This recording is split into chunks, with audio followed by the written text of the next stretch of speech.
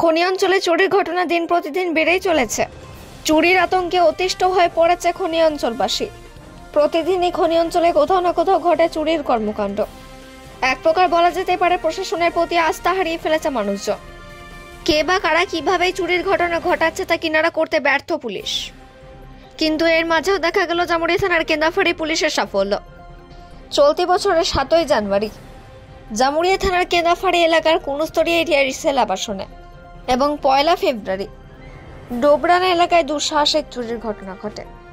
খবর পেয়ে সেখানে পৌঁছায় জামুরিয়া থানার কেন্দাফাড়ির পুলিশ। সেই সময় জামুরিয়া থানার কেন্দাফাড়ির 2 আধিকারিক তাপস ঘোষ এবং বিপিন পাল ঘটনার তদন্ত শুরু করলে গোপন সূত্রে খবর পেয়ে অন্ডাল থানার বনবাহাল ফাঁড়ির বহুলা এলাকা 3 জন দুষ্কৃতীকে আটক করে তাদের 3 জনকে আসানসোল মহকুমা আদালতে পেশ করা হয়। আদালত তাদের 3 দিনের পুলিশি হেফাজতে নির্দেশ দেন। পুলিশি হেফাজতে থাকাকালীন প্রায় 40 গ্রাম সোনা এবং 100 গ্রাম রূপো সহ তামা, কাঁসা, পিতলের বাসনপত্র উদ্ধার করা হয়। ধৃতদের নাম সুনীল চিত্রকার, লাল চিত্রকার এবং সঞ্জীব চিত্রকার। ধৃতদের আজ আদালতে পেশ করা হয়। জামুরিয়া থেকে জিৎ মিশ্রা, রিপোর্ট নিউজে।